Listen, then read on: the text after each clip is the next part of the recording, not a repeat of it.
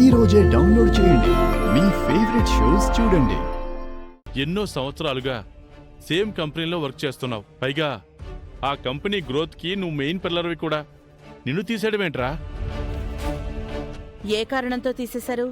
ఇంతకు ముందు చాలా కంపెనీలతో టైఅప్ అయ్యి కంపెనీకి వేల కోట్ల రూపాయలు లాభం తెచ్చిపెట్టాను. కానీ ఈ మధ్య కంపెనీతో జరిగిన డీల్ వలన 100 కోట్ల రూపాయల నష్టం వచ్చింది.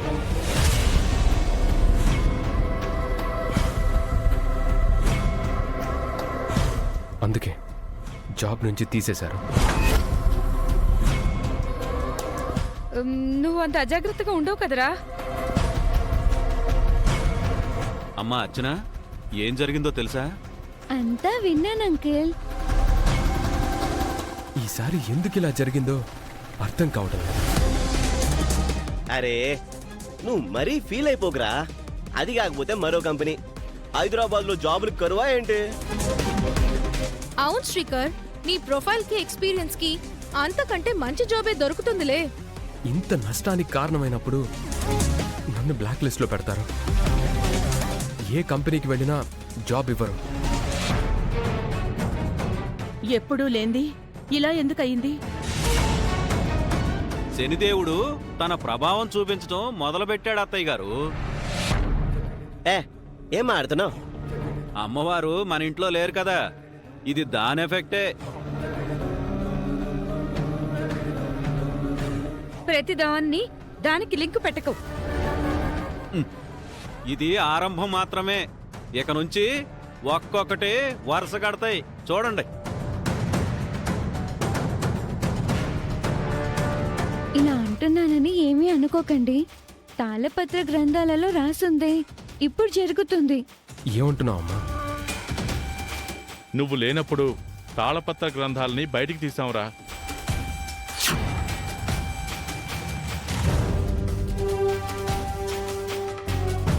అందులో ఏం రాసుందంటే, రానున్న రోజుల్లో ఈ ఇంట్లో పెద్ద సంక్షోభం ఏర్పడబోతుందని రాసుంది. ఆ విధంగానే జరుగుతుంది సార్. ఉద్యోగం పోయినంత మాత్రాన కుటుంబం అంతా ఎందుకు కష్టాల పాలవుతుంది? నువ్వు అనవసరంగా భయపెట్టకు.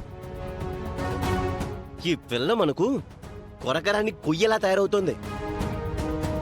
ఆ అక్షయ్ కంటే ఇది ముదురులా ఉంది. నా మాటను నిర్లక్ష్యం చేయకండి పెద్దావిడ గారు. ఇప్పటికైనా ఆలోచించండి.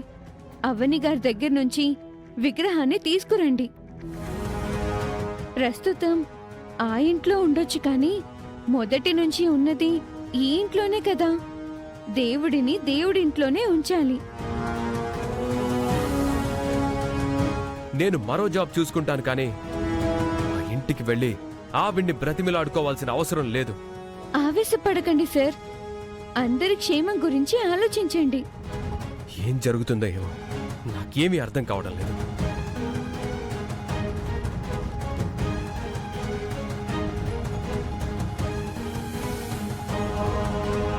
ఇప్పుడు శ్రీకర్కి ఉద్యోగం పోయింది. నెక్స్ట్ ఎవరు టార్గెట్ అవుతారో ఏమో.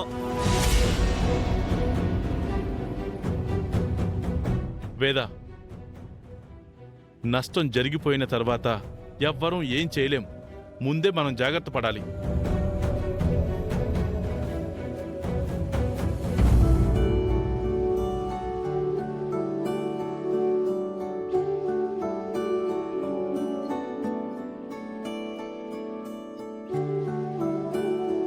అవని గారంటే ఎవరు? నేనే.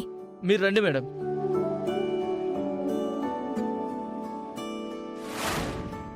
Hi sir. Hello. Hello. Hi, take your seat. Thank you sir.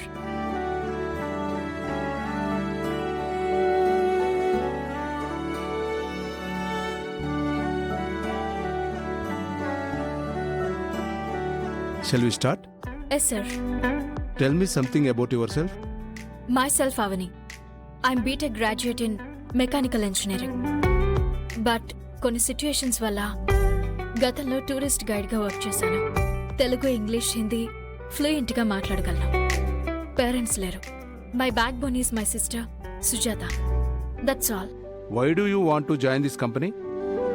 మీ కంపెనీకి మార్కెట్లో మంచి పేరుంది.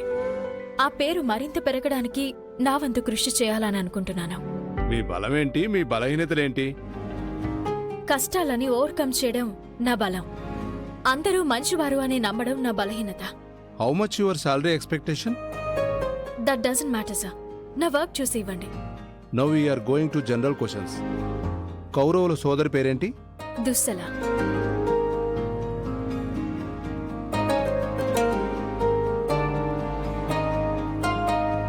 We are impressed. ఈ జాబ్ మీకు ఇస్తున్నాం. Thank you sir. All the very best. రెస్పాన్సిబుల్గా ఉండండి. Sure sir. Okay, thank you sir. Welcome.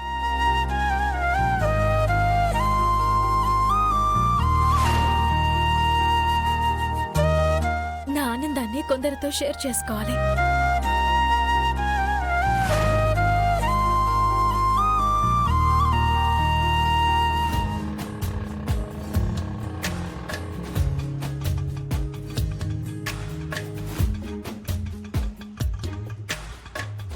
ఇప్పుడే వస్తాను.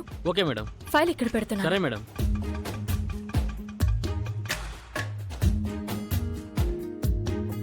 అర్చన కోసం లోపలికి వెళ్లాల్సి వస్తుందేమో, అందరూ ఇష్టం వచ్చినట్టు మాట్లాడతారేమో అనుకున్నాను.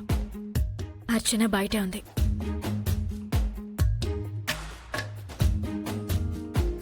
అమ్మ ఇక్కడికొచ్చిందేంటి?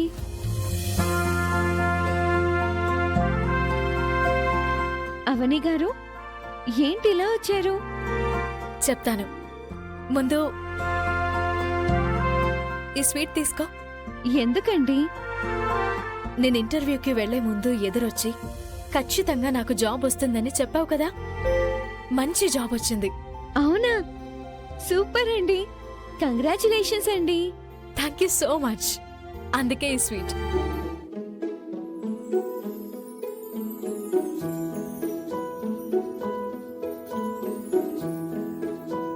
నీతో ఆనందం పంచుకుందామనే వచ్చాను. ఇక నా కాళ్ల మీద నేను నిలబడగల పరిస్థితి వచ్చింది.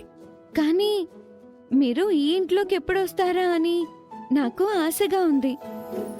ఏమోనమ్మా, నా నుదుటిన ఏం రాసిందో.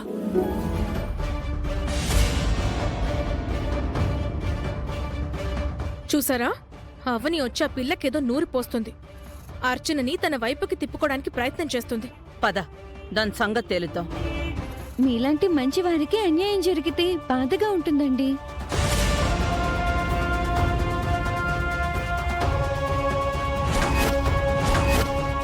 ఏంటి, ఈ పిల్లకి స్వీట్ ఇచ్చి కాకపడుతున్నావా?